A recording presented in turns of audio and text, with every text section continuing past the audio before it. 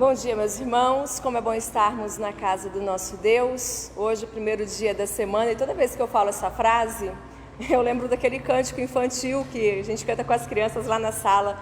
Hoje é domingo, primeiro dia da semana, é o dia em que meu Senhor ressuscitou. Nele eu me alegro pensando o quanto Deus me ama, e a casa de Deus com meus irmãos eu vou. Conhecem? Como é bom congregar com os irmãos e a palavra estudar.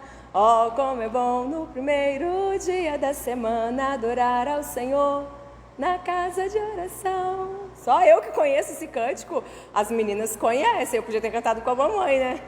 É muito bom estarmos na casa do nosso Deus, poder juntos aqui ouvir a sua palavra, ouvir suas instruções para nossas vidas.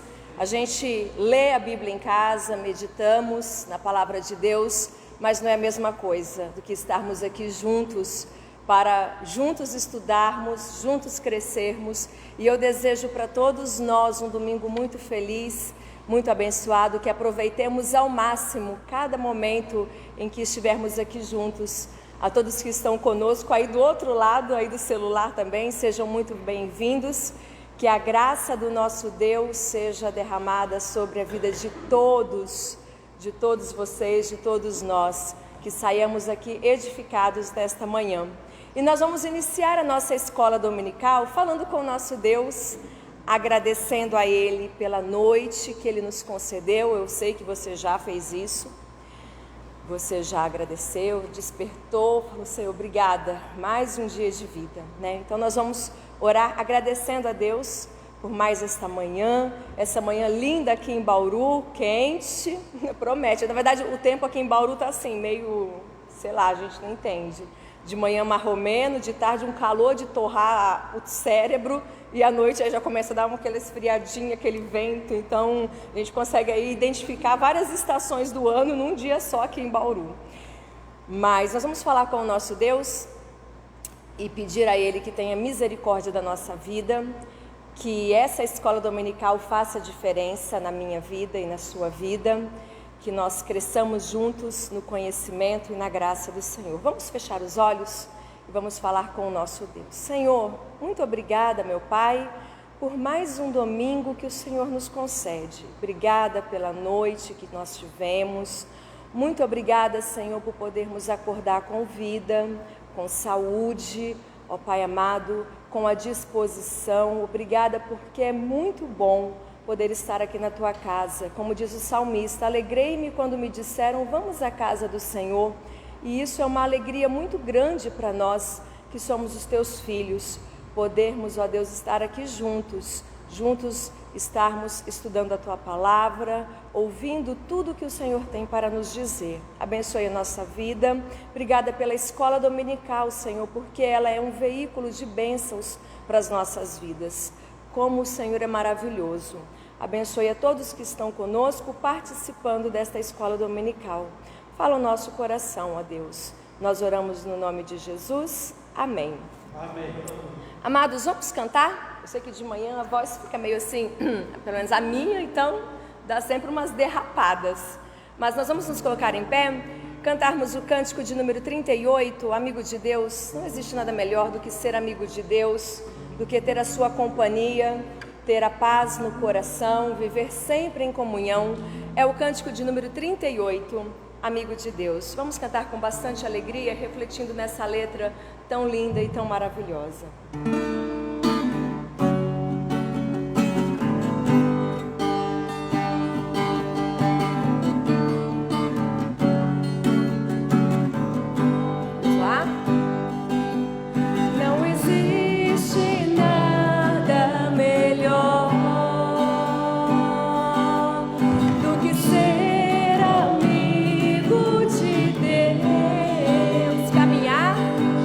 Caminhar segundo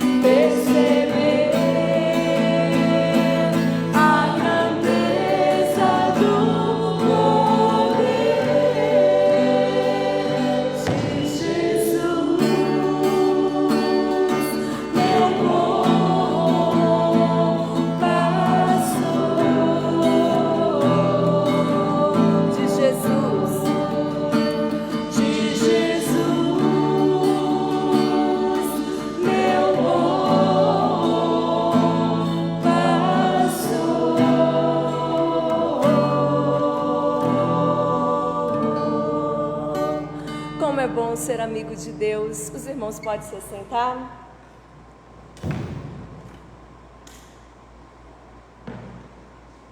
Como é bom sentir essa grandeza do poder que só temos em Jesus Cristo, nosso bom pastor, é maravilhoso.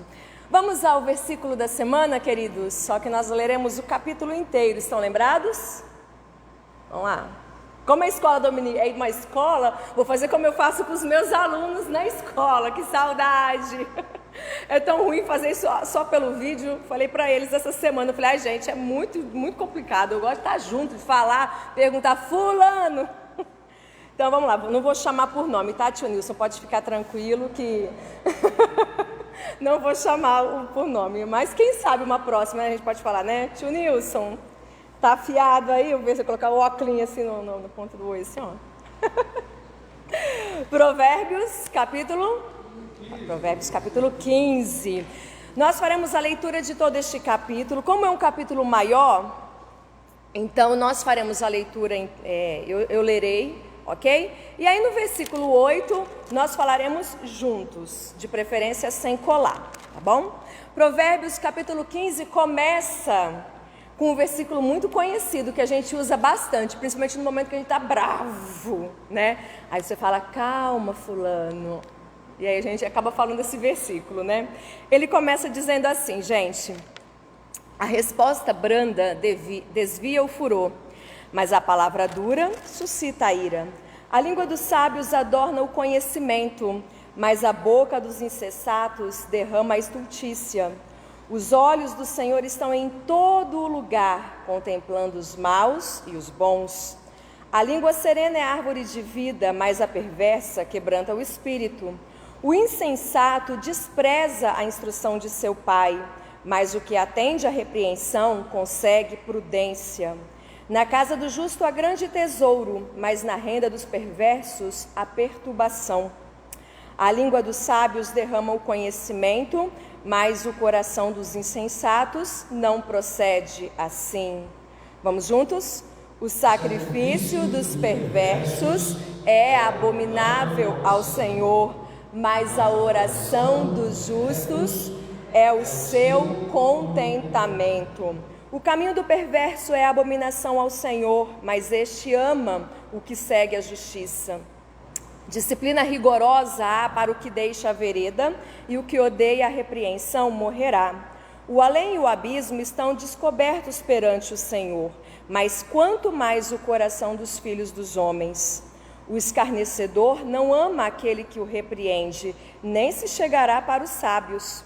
O coração alegre aformoseia o rosto, mas com a tristeza do coração o espírito se abate.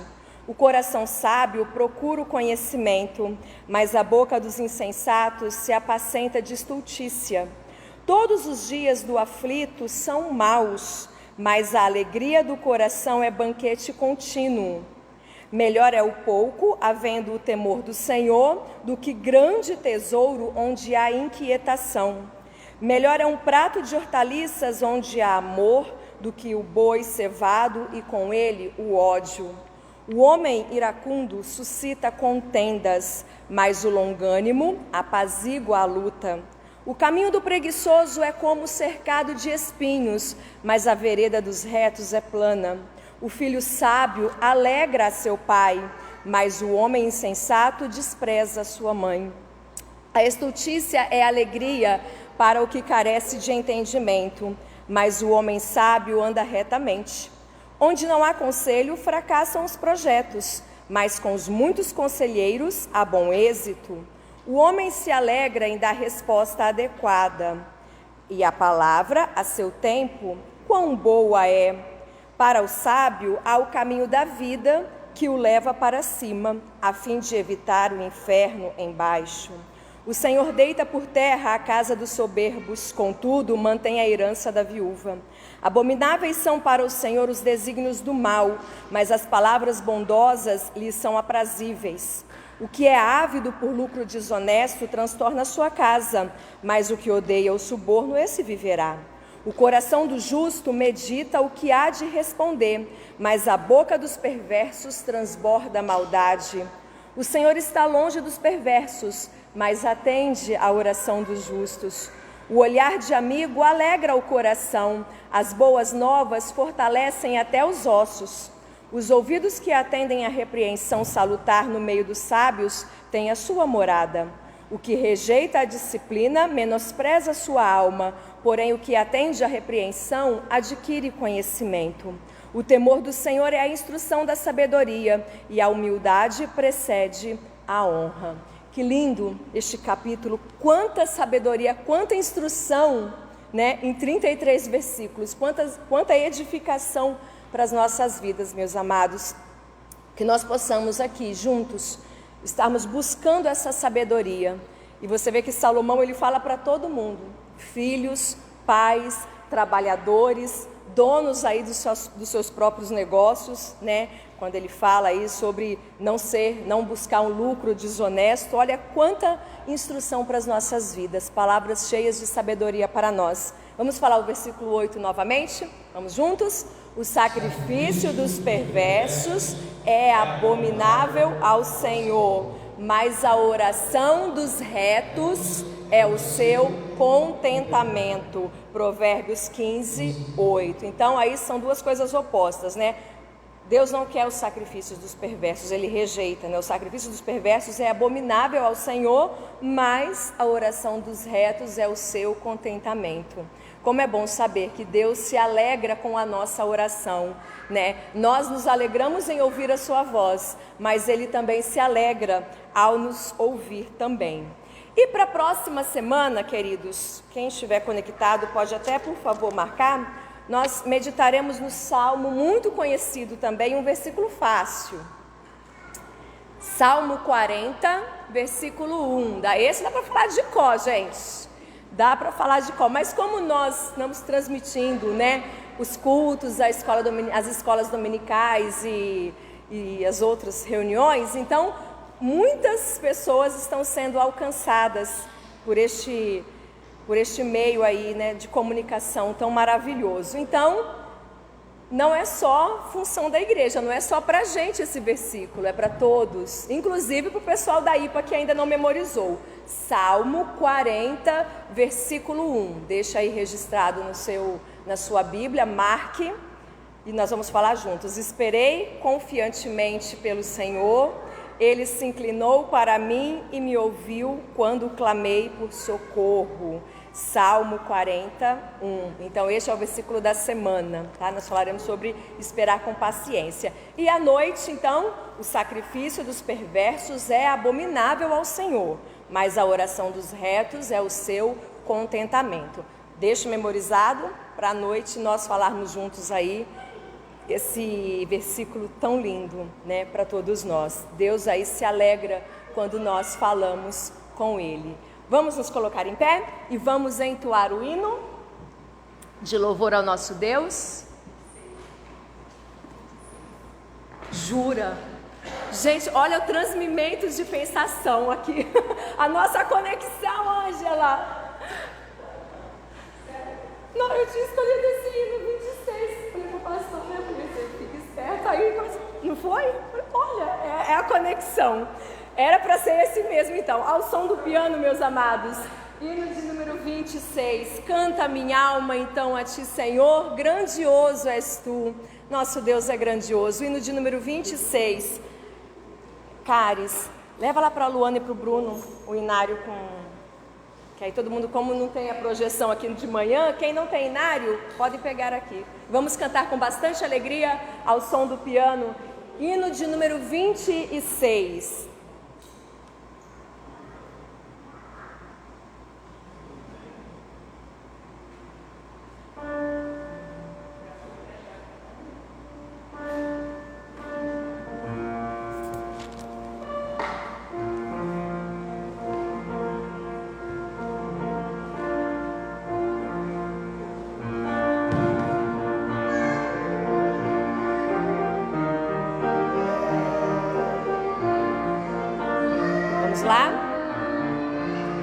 Senhor meu Deus, quando eu maravilhado os grandes feitos vejo da tua mão, estrelas, mundos e trovões rolando,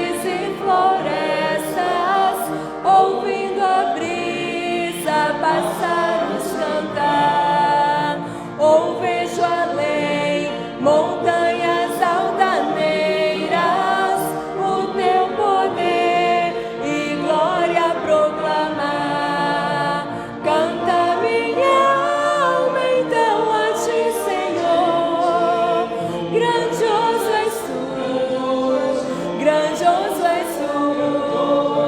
Canta minha alma então a ti, Senhor. Grandioso és tu, grandioso és tu.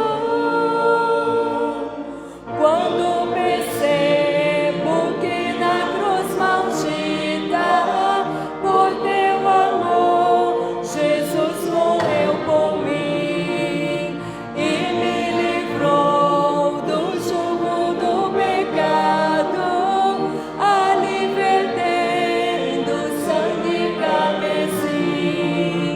Canta minha alma então a ti, Senhor.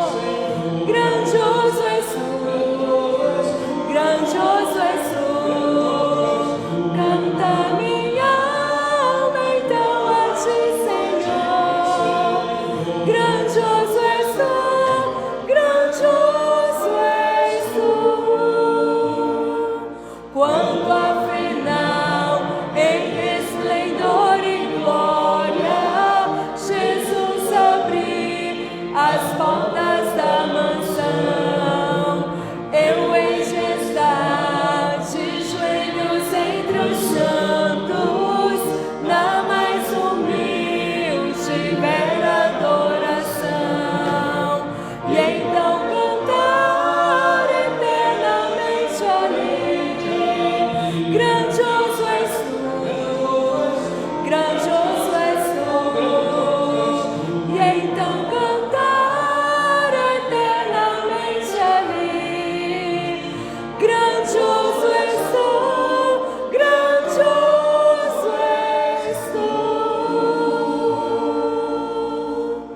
Amém. Os irmãos podem se assentar.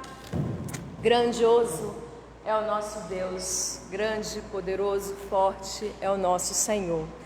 Amados, essa semana nós temos aí bastante aniversariantes na nossa igreja. Então, no dia 27, essa semana que se passou foi o seu Beto, dia 24. Olha que legal, que romântico. E dia 27 é a dona Dice, sua esposa. Então, ela estará completando mais um ano de vida, se assim for da vontade de Deus. Nossa irmã Dice, dia 27. Nossa irmã Karina também fará aniversário no dia 27. Ela com o neném recém-nascido aí, né, mamãe de primeira viagem. A Laíse, no dia 29, nossa querida Laíse ficará mais experiente, né, Laíse?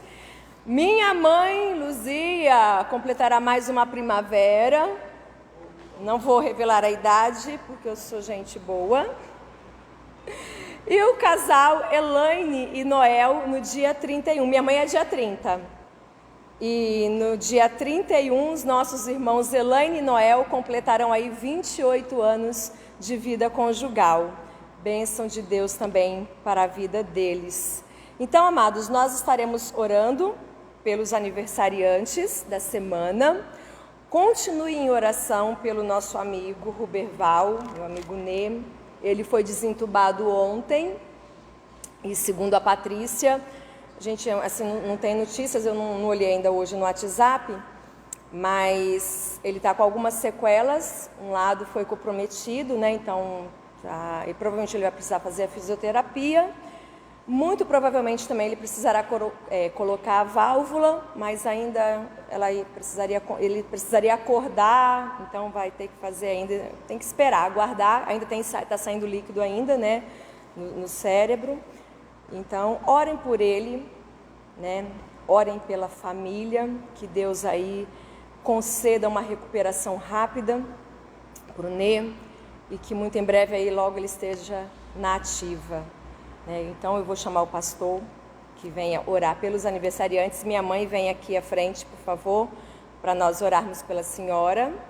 Os demais, então, acho que virão à noite, né? E aí, nós vamos estar orando pelos aniversariantes. Dice, Karina, Laís, minha mãe, Elaine e Noel. E ore também pelo nosso amigo Nê. E se você faz aniversário essa semana, coloca aí nos comentários pra gente ficar sabendo, né? E orar por você também. De vez em quando eu vejo lá no Face, fulano fez aniversário. Falei, olha só, participou da live e ficou quietinho. Tem que falar pra gente que a gente ora por você, pela sua vida. Leva com você, por favor.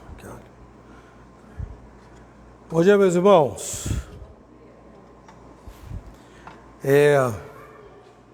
Só tem a Luzia aqui? Cadê os outros aniversariantes? Não conseguiram chegar, não? Perderam o metrô? Perderam o trem?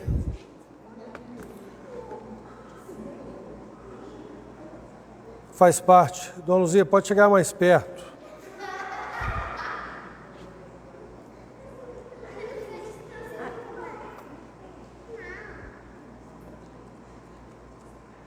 Tá bom, então vou ter que lembrar, Glória, agora, né?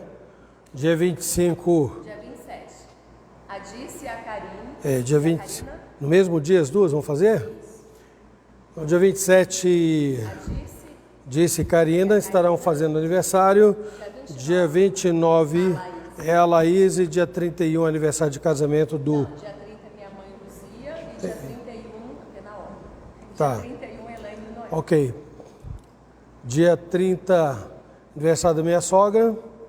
Todos estão convidados a levar um bolo, né, uma lembrancinha, um salgadinho também. Pode levar também um refrigerante. Nós vamos ficar muito felizes, viu, gente? Não, só essas coisinhas aí que eu falei, tá? Muito bem, eu estou me organizando aqui porque eu devia ter aberto lá antes, Depois da né? oração, as crianças também podem ir para o estudo da escola dominical. Ok, gente. Então nós vamos orar por essas pessoas que aniversariaram e vamos rogar a Deus que abençoe a vida de cada uma delas e o casal, Noel e Elaine. Incline as suas cabeças em casa, aqui na igreja, todos, para nós podermos falar com Deus, tá?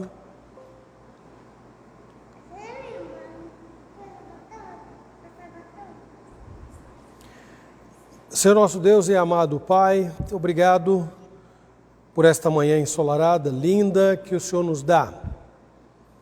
Obrigado porque o Senhor é bom, cuida de nós e tem nos agraciado, Senhor Deus, de muitas maneiras, nos concedendo uma noite para o descanso e, ó Deus, a alegria de enxergar, de ver, de viver mais um dia. O primeiro da semana, reservado para o culto ao Senhor, para a tua adoração, que esse tempo não seja desprezado, que esse tempo seja muito bem utilizado por todos nós, a fim de que, Senhor Deus, sejamos alvos de crescimento na graça e no conhecimento do Senhor Jesus. Obrigado, Senhor Deus, pela maneira como o Senhor conduz nossos passos, que é uma forma misericordiosa, graciosa e não de acordo com os nossos méritos. Não. Obrigado. Obrigado porque o Senhor nos sustenta em tudo, em cada detalhe da nossa vida. E de modo específico, Senhor, nós estamos aqui agradecendo pelos irmãos que completarão, segundo a tua boa vontade, mais um ano de vida nesta semana. Rogando que o Senhor seja com a dona Dice, que o Senhor abençoe também a Laís, que o Senhor abençoe também, Senhor nosso Deus, a vida da Luzia, que está aqui, e que abençoe o casal Elaine e Noel, que completará mais um ano de vida conjugal, Senhor. Tem misericórdia de todos, manifesta, ó Deus, a tua graça e misericórdia, de modo que todos vejam a necessidade de demonstrar esta gratidão, vivendo para promover a honra e a glória do teu nome. Preserva, Senhor, a sua integridade física, espiritual, emocional, psicológica, a fim de que eles sejam bons instrumentos de propagação do teu evangelho. Rogamos estas bênçãos, dando-te graças em nome de Jesus. Amém. Dona Luzia, parabéns antecipado, viu? Deus abençoe muito a sua vida. Pode assentar. Nilson, eu dei Você já percebeu que eu aumentei aí para esse celular não ficar tão na frente da gente?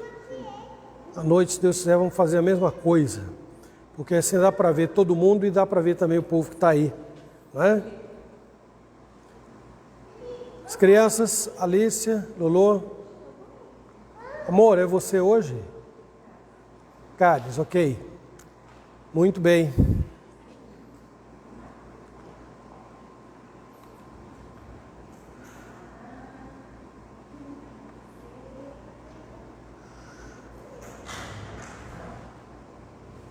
Irmãos, me deem um minutinho só, porque eu abri o arquivo do culto de hoje à noite, tá, gente? Desculpa aí.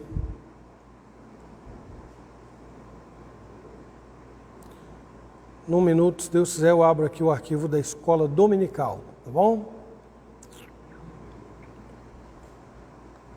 Então, só para eu lembrar, antes que eu me esqueça, gente, aí, essa semana eu lembrei que o Beto faria aniversário, mas lembrei também que a Cíndila faria aniversário como fez. Como a Cíndila não está no grupo da igreja, então, o que aconteceu? Eu perdi a data do aniversário dela. E aí, então, aqueles irmãos que têm anotado, por favor, nos ajudem lembrando, colocando no grupo da igreja. Eu sei que ela não está lá, mas nos dê uma força aí, tá bom, gente? Ok?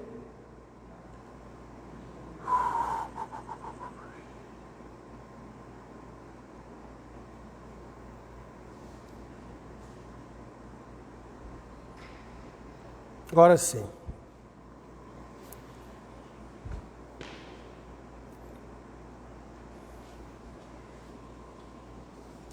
Abram as suas Bíblias aí. O texto que nós vamos ler hoje não é um texto difícil, não, irmãos.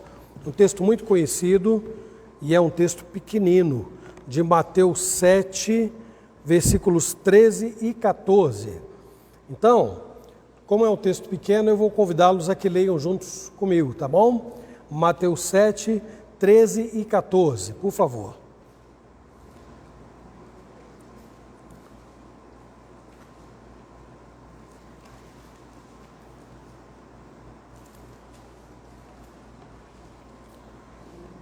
Mateus 7, 13 e 14, quem puder anotar aí, colocar aí nos comentários, para que o nosso povo acompanhe, eu ficarei muito grato.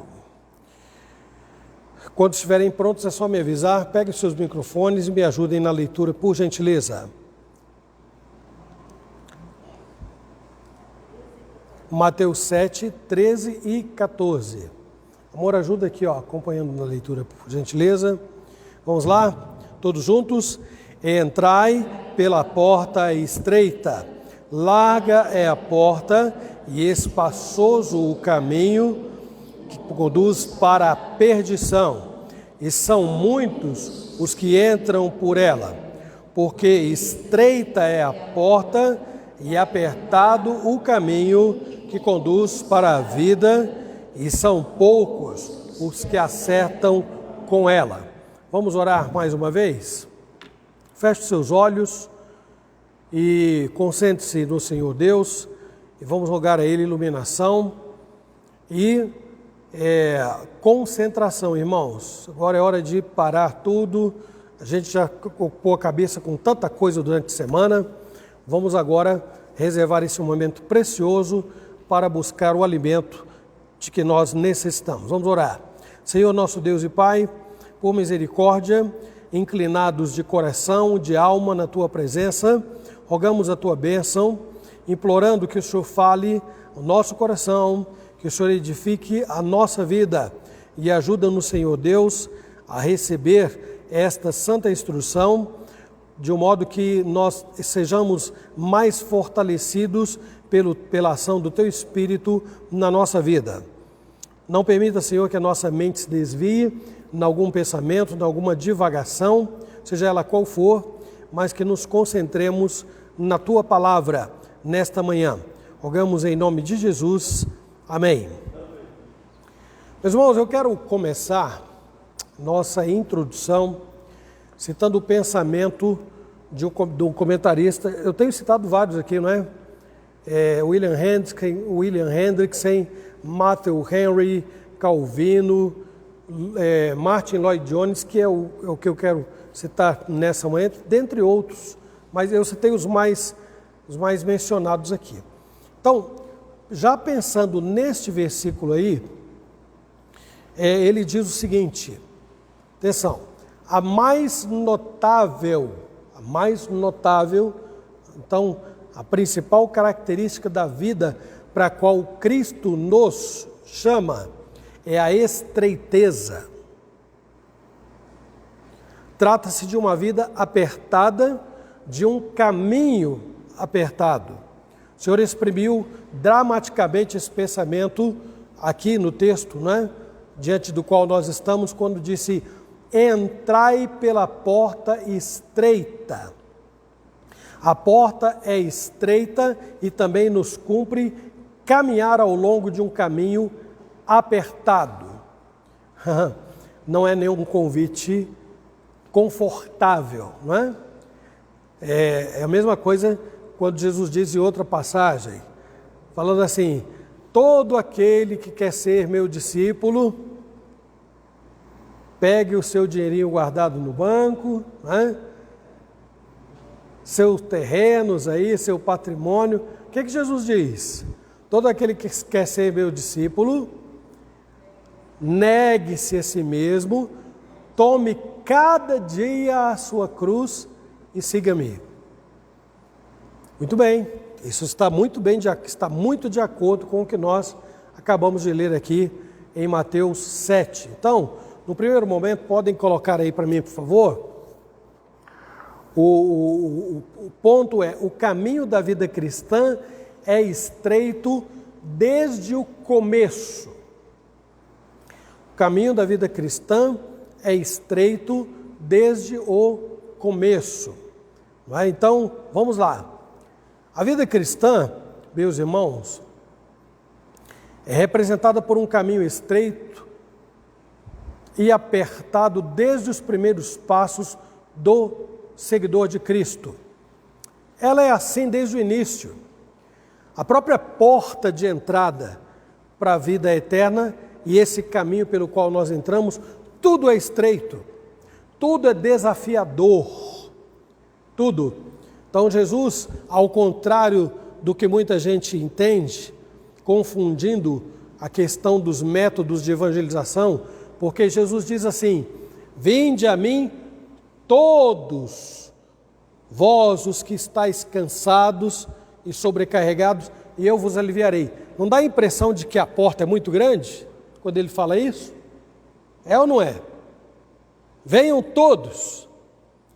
Na realidade, essa interpretação nossa está equivocada, porque ele mesmo diz: a porta e o caminho que conduzem à vida eterna são estreitos. É muito importante, então, meus irmãos, salientar e destacar essa particularidade, porque esta é a ideia essencial do Evangelho.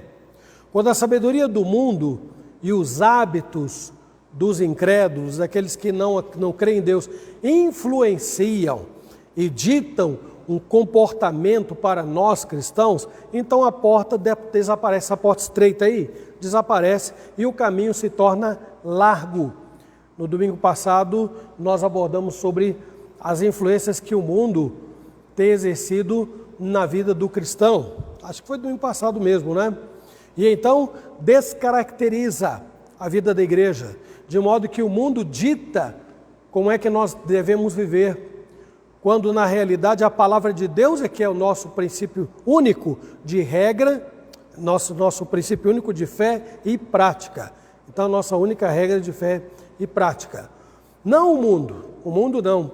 Do ponto de vista de muita gente, hoje, a vida cristã deveria ser considerada como algo atrativo. Ser crente é muito bom, é mesmo, é muito bom, mas eu aqui estou usando a interpretação que o mundo dá e muitos crentes, muitos cristãos também dão, mas num aspecto diferente do que Jesus apresenta aqui.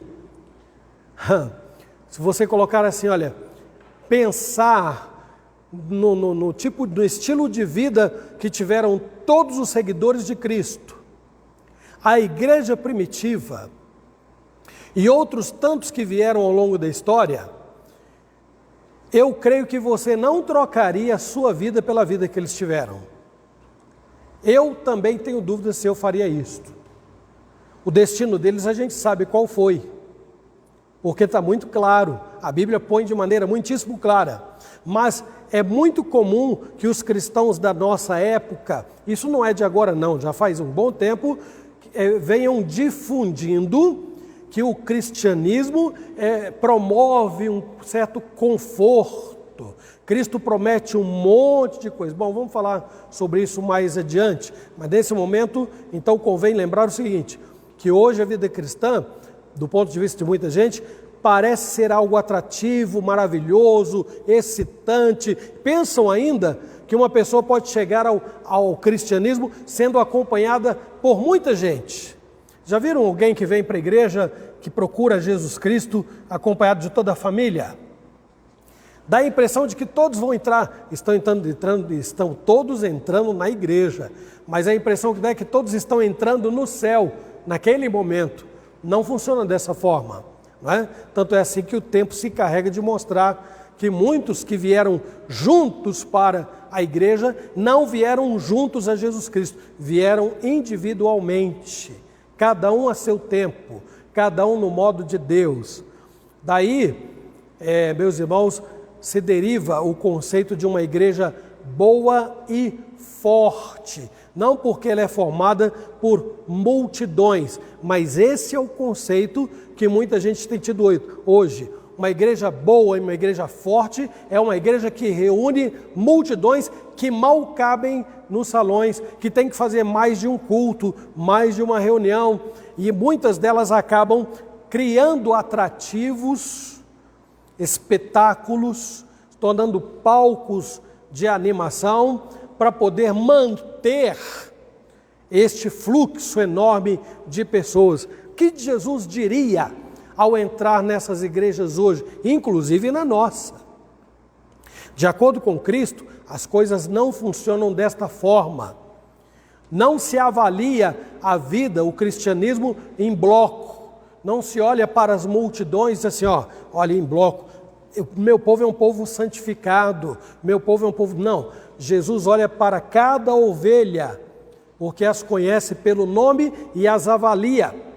Todos nós passamos por este crivo, mas é assim, não é? De acordo com Jesus, o Evangelho de Jesus não apela para atrativos artificiais e temporários para conquistar homens e mulheres perdidos. Nós precisamos ficar atentos, porque o grande atrativo e o principal atrativo da igreja sempre foi e sempre deverá ser isto aqui, Mas eu não preciso dizer que muita gente se interessa por aquilo que é supérfluo. Por exemplo, embora seja bom, fazer um churrasco na igreja é bom, mas é supérfluo. Ele promove crescimento espiritual? Não promove. Ele promove fortalecimento da comunhão entre os irmãos. Fazer uma festa, seja ela qual for na igreja, é algo supérfluo. Agora, se você tirar as festas, os churrascos, a igreja sobrevive ou não? Sobrevive. Mas tira a Bíblia, a igreja não vive. A igreja não sobrevive sem isto. E tem outras coisas mais, viu gente? Posso falar aqui da música, posso falar dos instrumentos, posso falar daquele momento que enleva a alma de tanta gente. Mas no momento da música eu me sinto tão assim, quase que em estado de êxtase. Tira a música, a igreja morre? Não, ela pode até esvaziar, mas morrer não morre não. Morre não. Embora a música faça parte da igreja. Sempre fez. Os salmos são, na sua maioria, se não no seu todo, hinos que eram cantados no Velho Testamento. Mas tira o culto do Velho Testamento, não existe igreja. Não há igreja no Velho Testamento. Tira os sacrifícios, não há culto. Tire o ensino da lei do Velho Testamento, não há crescimento, não há aprendizado, não há edificação. Então o caminho é apertado e é estreito. Se nós quisermos imitar o mundo alargando a porta, fazendo coisas que sejam atrativas para poder manter as pessoas na igreja, nós estamos entrando no caminho totalmente equivocado. Jesus não procura persuadir o cristão, mostrando que a sua mensagem e as suas condições são fáceis de serem observadas.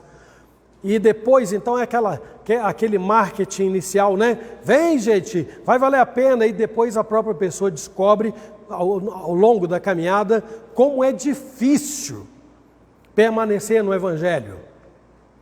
Meus irmãos, isso acontece em várias esferas da sociedade.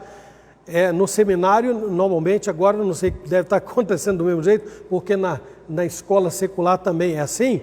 Muitas vezes a sala começa com, digamos aí, minha esposa dá aula lá para quantos alunos, amor? 26.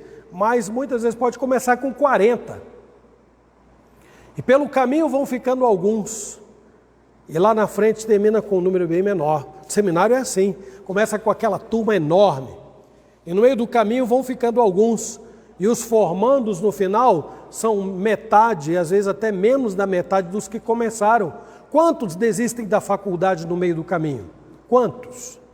Começa aquele número enorme e no meio do caminho desistem. O Evangelho não engana. Jesus não engana ninguém no Evangelho. Ele diz assim, olha, a porta é estreita e o caminho é apertado. E são poucos os que entram por ela. Poucos. O Evangelho então anuncia desta forma, abertamente, sem qualquer transigência e abrandamento, mostrando que a vida cristã é algo que começa por esta porta aí estreita e apertada. Desde o início, qualquer que vier a Cristo precisa ter consciência disto e não poderá jamais dizer que foi enganado por pastor, por Jesus, foi enganado pela Bíblia. Nunca, nunca.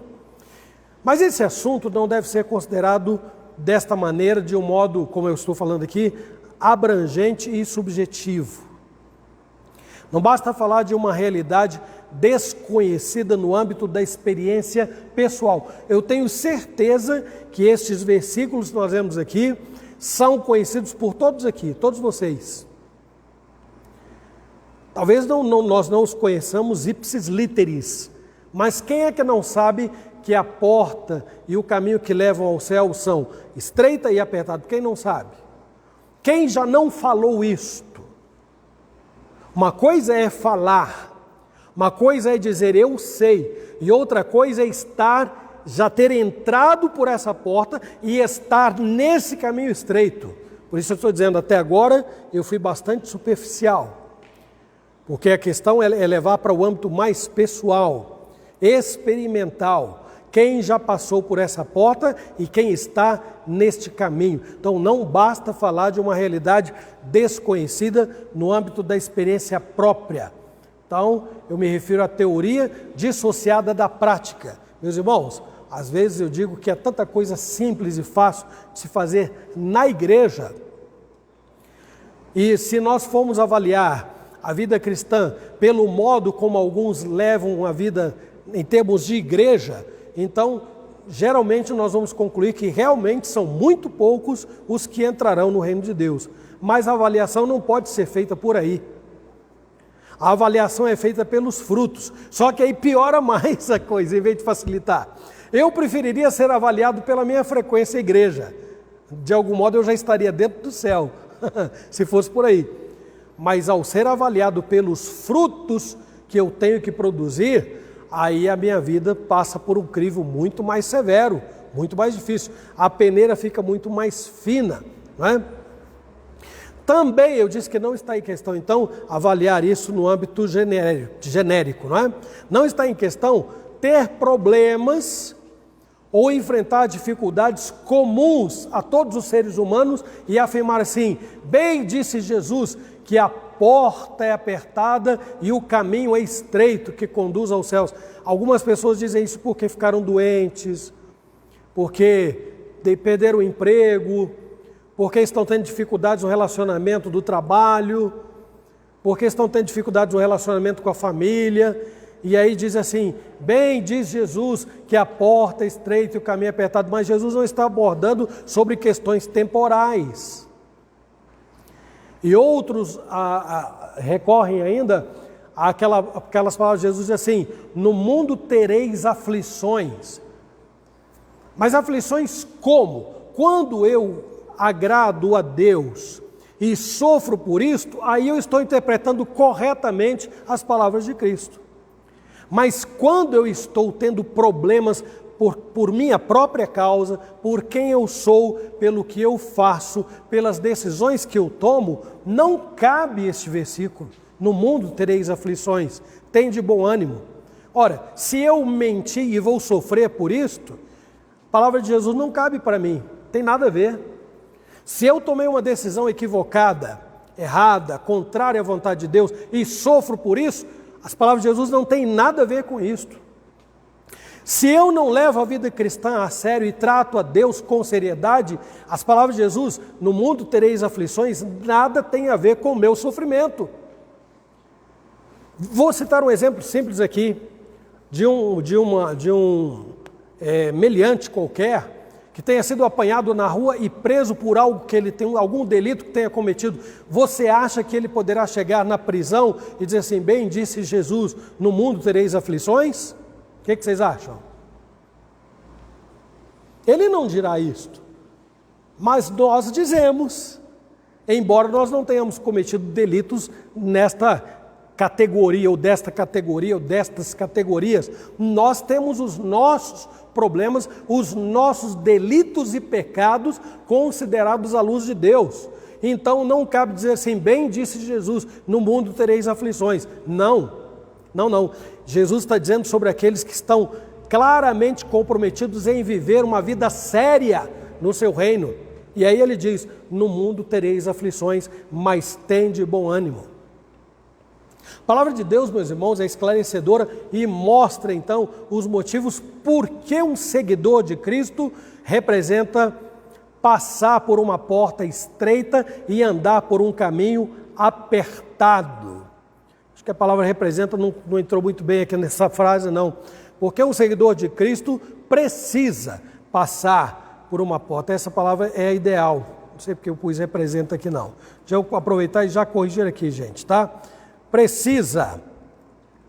Por que um seguidor de Cristo precisa passar por uma porta estreita e andar por um caminho apertado? Ser cristão envolve, olha, eu coloquei em negrito e peço a atenção de vocês. Ser cristão envolve um novo estilo de vida que traz diferenças drásticas em relação ao mundo em que a igreja vive. Então isso vai nos levar ao segundo ponto, que é esse aí, ó. Vou dizer, tá? O primeiro, vocês estão lembrados aí qual foi?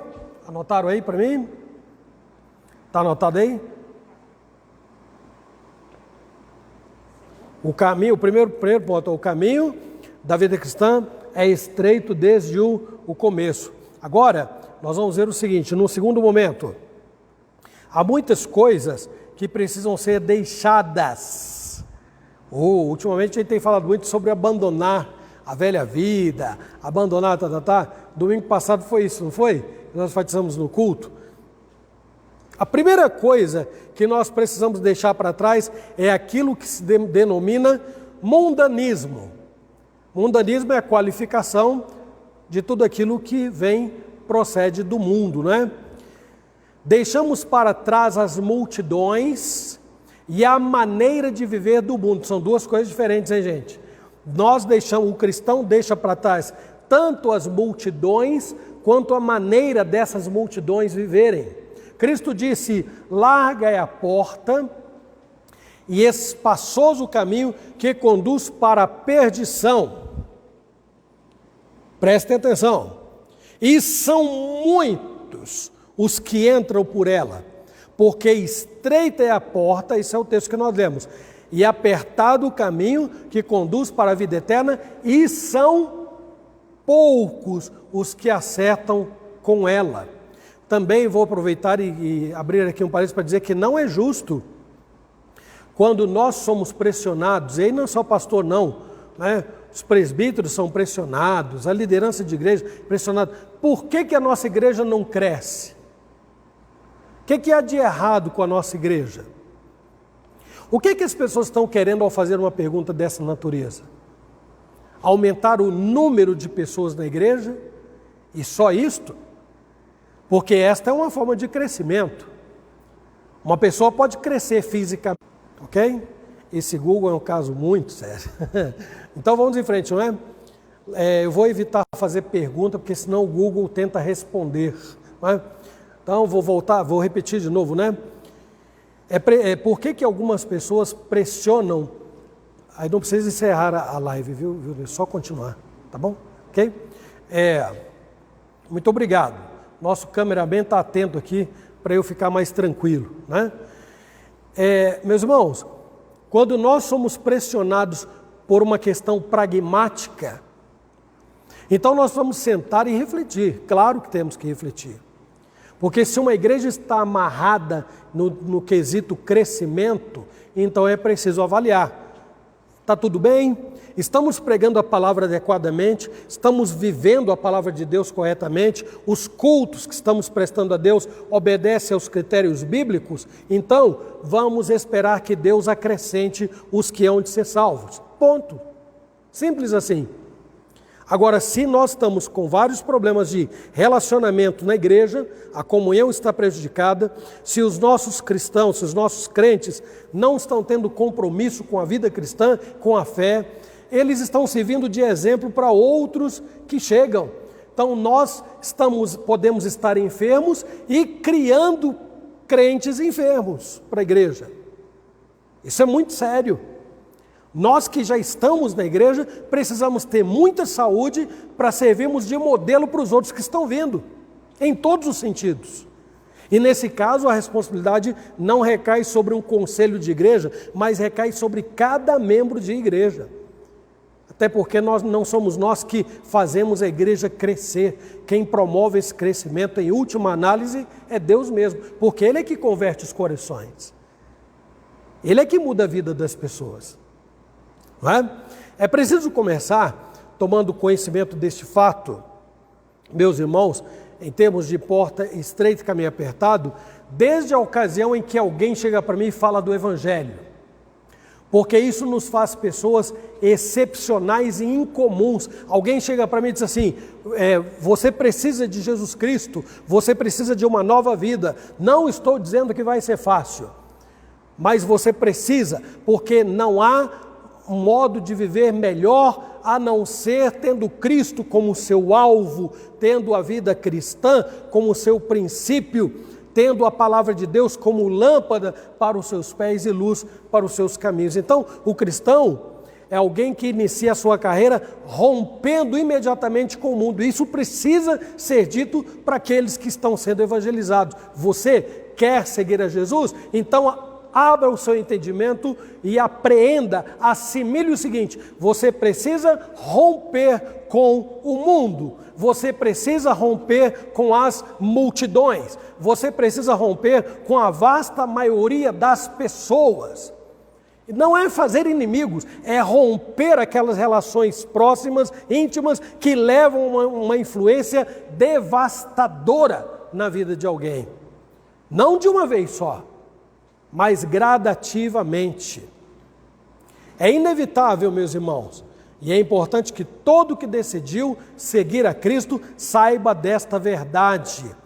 O modo cristão de viver nunca foi popular, e até hoje continua não sendo. Pelo contrário, é uma maneira de viver muito incomum, para o mundo estranha. E é claro, eles não vão dizer ser excepcional, não é?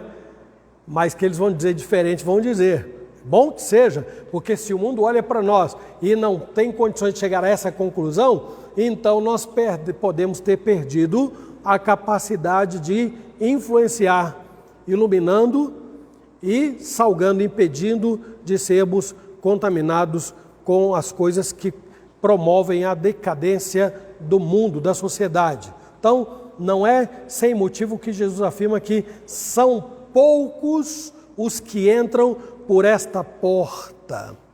e trilham por este caminho. Não sei, meus irmãos, a abrangência do alcance daquelas palavras ditas por Jesus. Muitos serão chamados, e todos nós conhecemos o resto, né? Mas poucos serão escolhidos. Você vive preocupado com isto?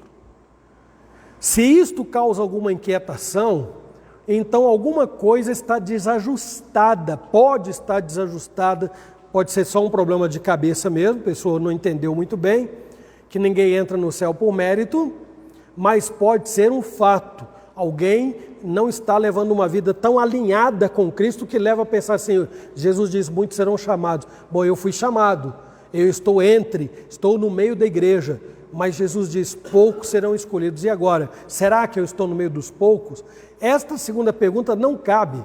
Pois não, presbítero Garbes, lá de longe eu vou repetir a sua pergunta. Eu me preocupo sim com os poucos, não comigo. Isso, a minha pergunta é essa daí. Mas com os outros que pretendem entrar e vão entrar porque eles estão lutando pelo da vida. É verdade. Eu me preocupo com o semelhante. Eu entendi. O presbítero Garbes está dizendo o seguinte, que ele se preocupa com os poucos que são escolhidos, mas é um outro aspecto que ele está colocando ali, que é o de eles estão no mundo e eles precisam ser alcançados, porque eles estão lá. E nós é que temos a tarefa de fazer o quê? De ir e buscá-los, porque Deus não vai mandar anjos para fazer isto. E onde eles podem estar? No âmbito familiar, eles podem estar no âmbito do trabalho, eles podem estar no âmbito do escolar, não é? Eles podem estar ao nosso lado, vivendo no nosso condomínio, do lado da nossa casa, podem estar na igreja visível, porque a igreja toda visível não constitui a igreja invisível, que é estes poucos, constituída por estes poucos aí. Então a gente tem que estar atento mesmo. E aí a minha palavra de preocupação tem mais a ver com a primeira questão, uma preocupação minha pessoal. Quem estiver pensando em si mesmo, fala assim, gente, a Bíblia diz, muitos serão chamados e poucos, será que eu estou entre esses poucos? Essa pergunta pessoal é que é preocupante, que um cristão jamais deveria fazer, porque ele está garantido não por si mesmo, mas por Jesus, e mostra que está, esse é o ponto, e mostra que está comprometido com Jesus, porque o amor é uma coisa abstrata, você não consegue ver o amor, pegar no amor, você não consegue, a não ser que ele seja demonstrado por atitudes e não apenas por palavras, porque eu posso dizer assim, eu amo a Jesus, mas a minha vida comprovará se isto é um fato, não é?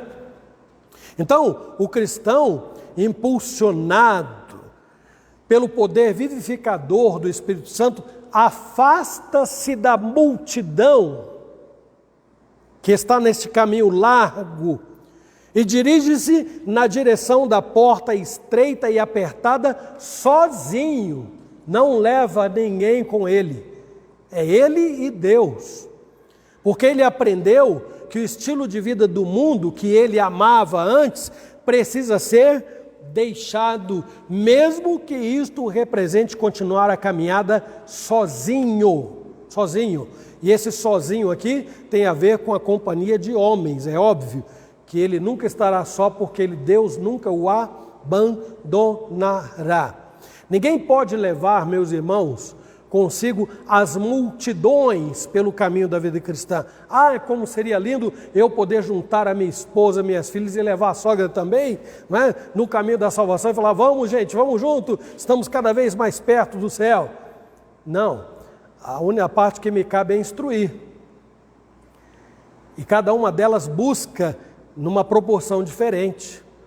Cada uma delas tem um interesse em graus diferentes, não é? Tem as suas preferências. Então, pode ser que elas estejam até adiante de mim, não é? Numa vida cristã muito mais avançada do que eu. Mas nós não caminhamos em bloco em direção à vida eterna. essa estrada é para ser percorrida por mim, é individual. Significa, inevitavelmente, que o cristão precisará romper com a maioria, com o que as multidões aprovam, com o que as multidões pensam, com o que as multidões fazem como sendo bom e compensador, mas no final, de acordo com Salomão em Provérbios, dão em caminhos de morte. Provérbios 16, 25. O caminho do homem pode parecer aos seus olhos perfeito, mas ao final dá em caminho de morte, não é? Não são poucas, meus irmãos, as vezes que nós somos apanhados por uma grande tendência, todos nós sofremos essa pressão aí, ó, de deixar-nos escravizar por aquilo que todo mundo está fazendo. Todo mundo está fazendo. Eu creio que agora, aproveitando a participação do nosso irmão Garmes, que tem aí atuado, né, no âmbito político, quantas vezes já ele e você e eu, talvez você até tenha dito, todo político é igual. Já ouviu isso? Você nunca ouviu? Já ouviu. Então, mas a gente sabe que não é assim. Já ouviu falar também que todo crente é igual? Já ouviu? Não é assim. Eu vou apelar um pouco, puxar a sardinha um pouco do meu lado. Já ouviu falar que todo pastor é igual? É assim? Já ouviu falar que todo homem é igual, só muito sério. Já ouviu falar que toda mulher é igual?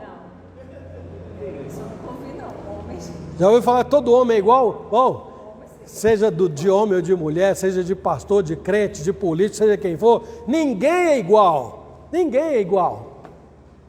Nós podemos estar na mesma função, no mesmo lugar, mas nós somos indivíduos, não é? Então nós não devemos olhar para o que os outros estão fazendo e copiar o que eles estão fazendo. Nós temos personalidade. Nós temos decisões para tomar individualmente. Nós temos. E então, por mais que a minha esposa me ame, por mais que eu goste dos seus gostos, etc., haverá coisas que eu vou dizer, amor, não dá isso aí, não quero, não posso fazer. Não é bom fazer. Porque é uma questão individual, nós temos que ter personalidade. Mas todo mundo faz, ou então está todo mundo falando a mesma coisa, ou está todo mundo comprando a mesma coisa, sei lá. Todo mundo vai indo, todo mundo está indo, né? Ao mesmo lugar, etc. Nós não somos todo mundo. A porta não é para todo mundo entrar de uma vez. A porta é para passar um a um. Então nós vivemos num mundo cheio de tradições, de hábitos, de costumes, aos quais muitos de nós aqui têm se acomodado com frequência. Aqui não, aqui que eu quero dizer, no mundo, né? Muitos de nós têm se acomodado com frequência e com muita facilidade. Por que facilidade? Porque se harmoniza com a natureza pecaminosa, com a velha natureza. Então isto é explicado pelo simples fato de fazer de algo, né? Desculpe, deixa eu repetir a frase aqui. Isso é explicado pelo simples fato de ser algo mais fácil de fazer. Ou seja, parecer-se e identificar-se com as multidões. Imagine, quando você vai a uma cerimônia e aí os homens estão todos vestidos a caráter e você é o único de camiseta polo. Camisa polo, né? Vai ficar esquisito, você vai falar assim, puxa vida, todo mundo veio de paletó e gravata, só eu estou de camisa polo. Mas o que há de errado nisso? Depende, né? Se você receber um convite, você venha a caráter, né? Traje, como é que é o nome do traje? Traje a rigor, né? Traje a rigor. Aí você já sabe, bom, paletó e gravata é indispensável, mas não teve isto. Só fizeram um convite para você. Você não tem que ficar com a consciência pesada, porque você é o diferente no meio de todo mundo. Não. Muita gente gosta de se identificar com a maioria. Tornar-se diferente agir de maneira diferente das demais pessoas, tem sido a causa, muitas vezes, isso acontece muito nas escolas, faculdades, chacotas, por parte do mundo, né? Indiferença, às vezes a humilhação. O bullying, né? O famoso bullying. Quantas pessoas sofrem bullying na escola porque não falam palavrão, não ficam com namorado, não ficam com namoradinhos ou namoradinhas, não ficam, né? São aplicados. Olha, sofrem bullying porque são próximos dos professores. Olha que coisa terrível.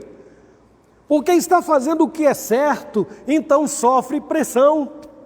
Porque tira as melhores notas. Porque foi promovido no trabalho. Outro dia no supermercado, passando por uma caixa, então tinha chegado um senhor, conversou com ela, que tinha acabado de sair, e ela demonstrou uma cara muito grande de preocupação. Falei, você está bem? Está tudo bem? Você, não, é que esse é o gerente da loja que veio me fazer uma proposta para ser chefe de todo esse departamento, mas isso é bom e é ruim. Porque já tem muita gente querendo este cargo, eu estou aqui há pouco tempo e ele me viu destacando e acha que é bom. Eu perguntei, o salário vale a pena? Vale, é muito bom. Eu falei, então siga o seu caminho, siga em frente, seja competente, trabalhe por merecer, faça por merecer.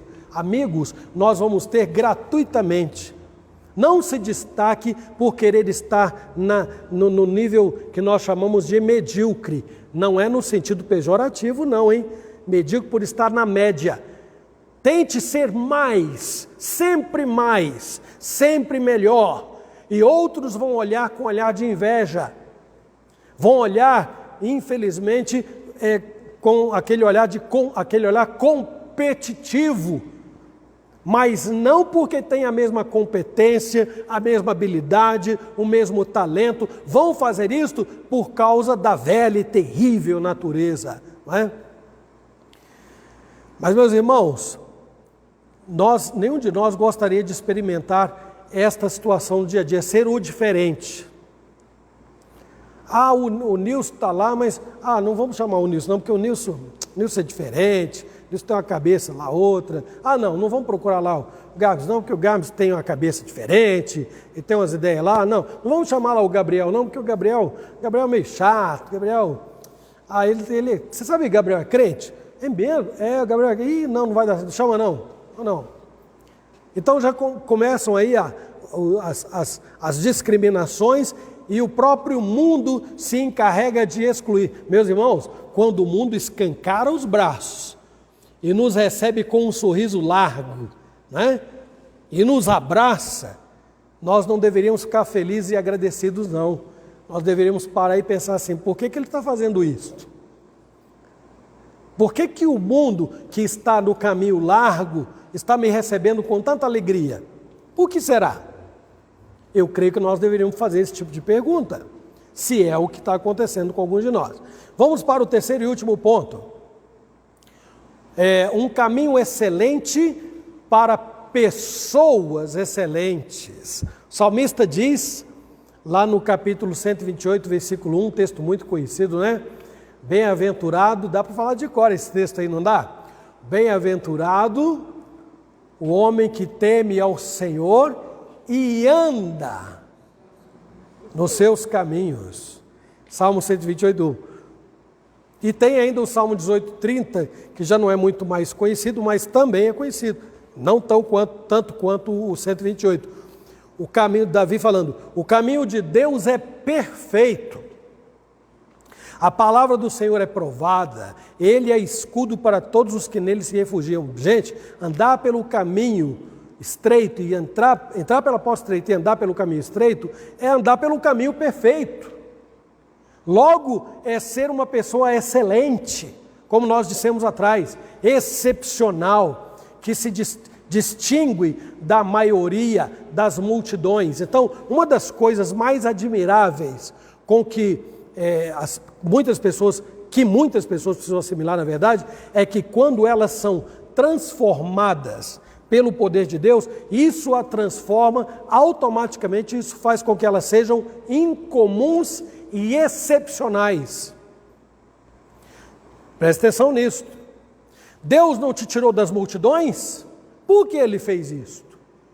Ele não fez porque eu e você éramos excepcionais. Ele nos tirou de lá para sermos excepcionais, para sermos incomuns.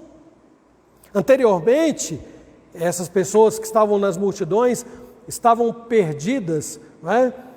No sentido de serem mais um número, né? Perderam a sua individualidade, a sua própria identidade, dentro de grande multidão a qual ela pertencia. Multidão essa que, segundo a palavra de Deus, perecerá. Mas agora, alcançado pela salvação, na qualidade de ser servo de Deus, já não é mais um no meio da multidão, não é. Então, tal pessoa vinha correndo loucamente, seguindo o fluxo, a correnteza, essa pessoa subitamente para.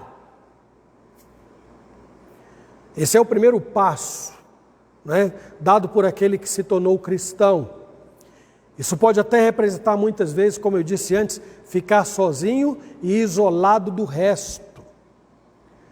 Mas, meus irmãos, se é preciso, ouçam bem o que eu vou dizer aqui, se é preciso escolher entre estar com a multidão no caminho largo e de um destino terrível, ou seguir por um caminho estreito que culmina na vida eterna, então eu creio que essa decisão é muito óbvia, não é não? O que vocês acham? Deus coloca entre nós duas escolhas, pode seguir entre a multidão, ser aquela pessoa admirável, aplaudida, todo mundo gosta de você, faz o que todo mundo faz, pode seguir. Por outro lado, não conte comigo. E agora? Não conta com a minha presença, não vou estar ao seu lado, porque eu não sou das multidões. Deus nunca foi das multidões.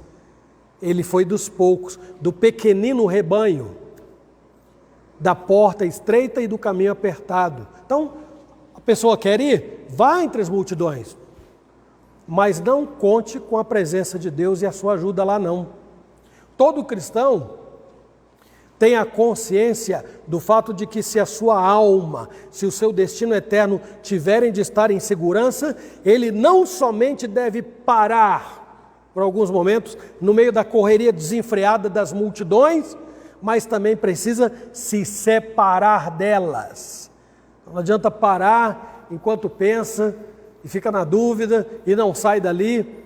Vou continuar. Tal pessoa talvez sinta até uma certa dificuldade de se desvencilhar desse caminho largo, mas ela não tem alternativa, gente. Quer servir a Deus? A alternativa é esta: desvencilhar-se das multidões. De modo que enquanto a maioria está indo em uma direção, para onde Deus não aprova, então esta pessoa, esse indivíduo, precisa começar a caminhar numa direção diametralmente oposta. As multidões estão pela porta larga, por um caminho que culmina na condenação. Ele precisa voltar-se para outra direção. E não verá multidões ao seu lado. Não verá. O cristão é responsável diante de Deus. Todo cristão não é? Já não é mais apenas um em meio a um incontável número de pessoas que estão fatalmente condenadas. O seu caminho, embora estreito, é perfeito. E foi preparado para homens e mulheres excepcionais, que não se confundem com a multidão. Caminhando para a finalização, convém destacar que a principal razão porque ela já não acompanha a multidão é que a sua natureza não se identifica mais com o mundo.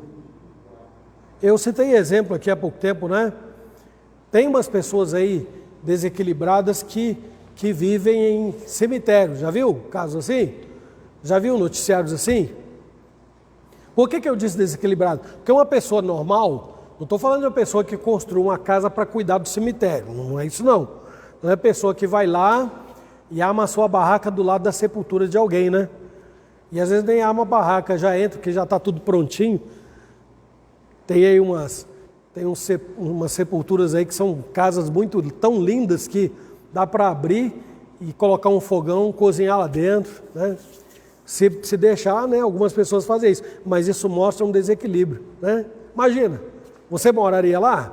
Eu não é por medo, mas porque não tem nada a ver.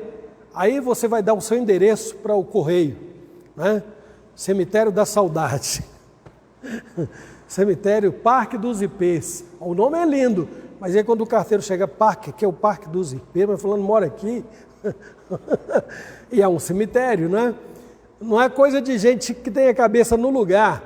Então, meus irmãos, a nossa natureza não está mais morta, é isso que eu estou dizendo. Nós estamos vivos, o mundo está morto, as multidões estão mortas, nós não, o cristão não. Então nós vamos chegar a um conceito muito mais elevado. Não basta abandonar apenas a multidão, é preciso abandonar o caminho da multidão, erradicando do coração, né? Aprender a amar e a desejar uma vida nobre, incomum e excepcional. Como se diz por aí, não basta, eu vou aqui, meus irmãos, vocês vão pensar em outro adágio, mas eu procurei falar da seguinte maneira: olha, não basta tirar uma pessoa da miséria, é preciso tirar a miséria da pessoa.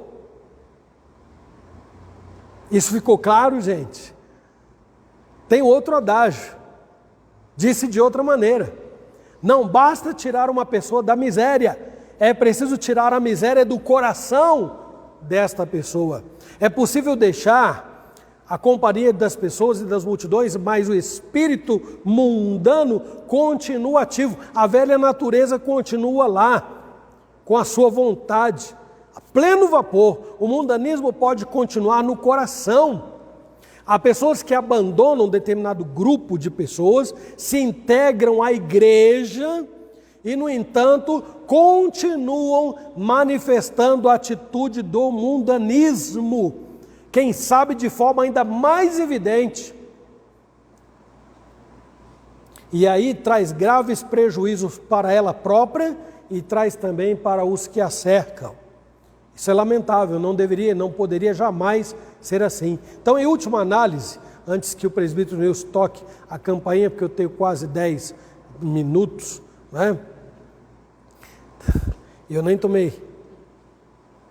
Fala, Eloy. Se a pessoa tiver um verdadeiro encontro com Jesus, se a pessoa tiver um verdadeiro encontro com Jesus, muda, claro. Certamente muda.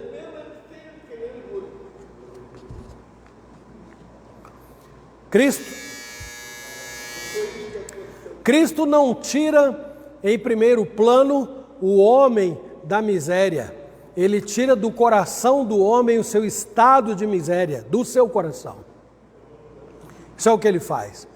Então, em última análise, agora que o presbítero já tocou o sinal, e que eu acho que eu tenho 7 minutos aproximadamente, certo?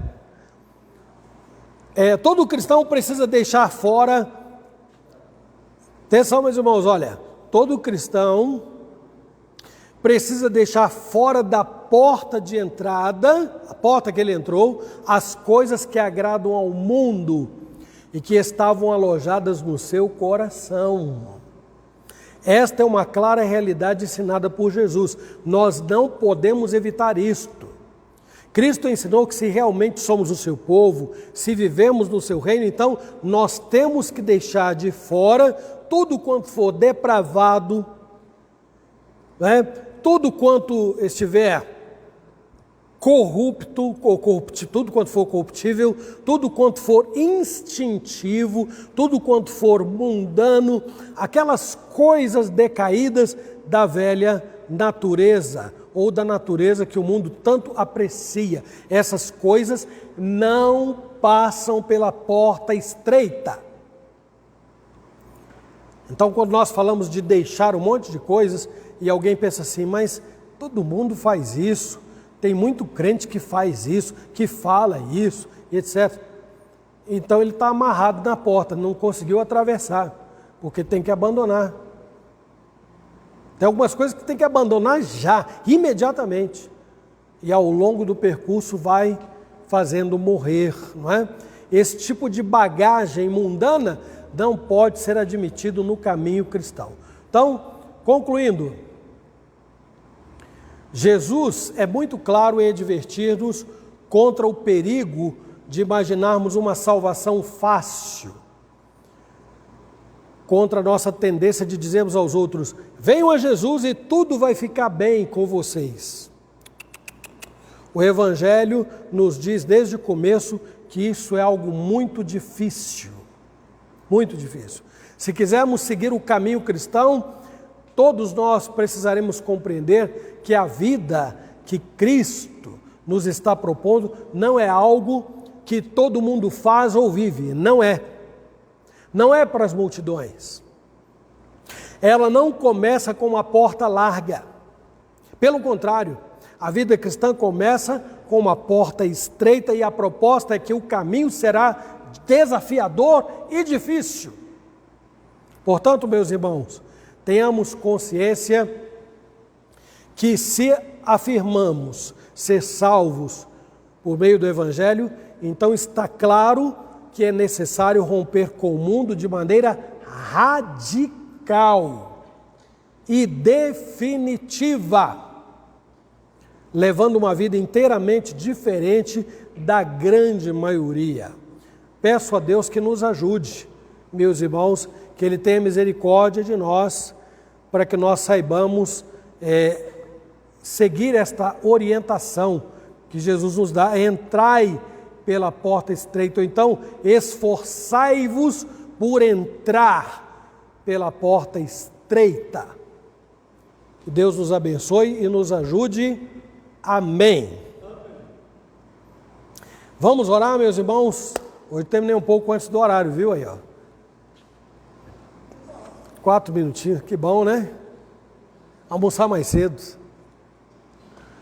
Então, todos nós vamos inclinar as nossas cabeças e vamos fazer a oração que o Senhor Jesus nos ensinou. Vamos orar, irmãos?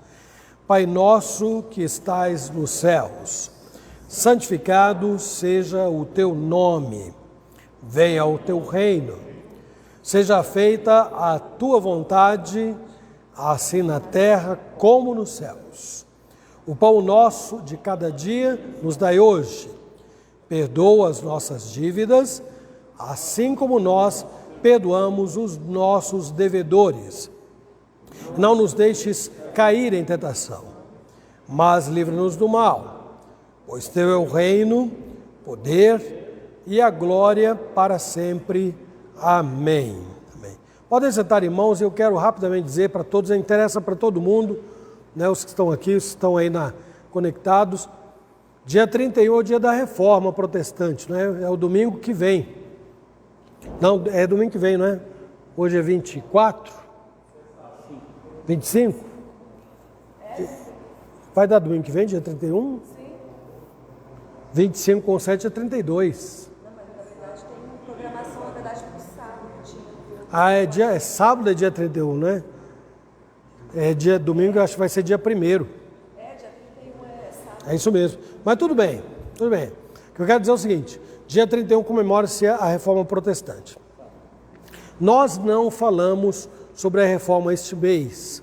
Estou pensando aqui comigo, aproveitando que ali o Bruno, a Luana, o Osmar e a Ângela, presta atenção aqui, eu vou dizer, ó, o Miller e a Ângela também, o Miller e a Cindila, eles precisam estar conectados, não ali, mas aqui, né? Porque eu quero aproveitar este período de final de outubro e início de novembro para trazer assuntos concernentes à reforma, resultantes da reforma. E eu queria pegar um assunto simples, já dei livros para o Bruno e a Luana, para a Cindila, para o Miller lerem, não é? E talvez os irmãos já viram, já estudaram, mas eu gostaria de retomar aqueles 5 pontos que caracterizam a doutrina reformada. Eu teria que falar na quinta-feira e também na escola dominical. Isso envolveria aí talvez 2 semanas. Então eu precisaria que os irmãos viessem, porque o conselho muito em breve deverá se reunir para chamar esses irmãos aí, para receber transferência, para dar transferência.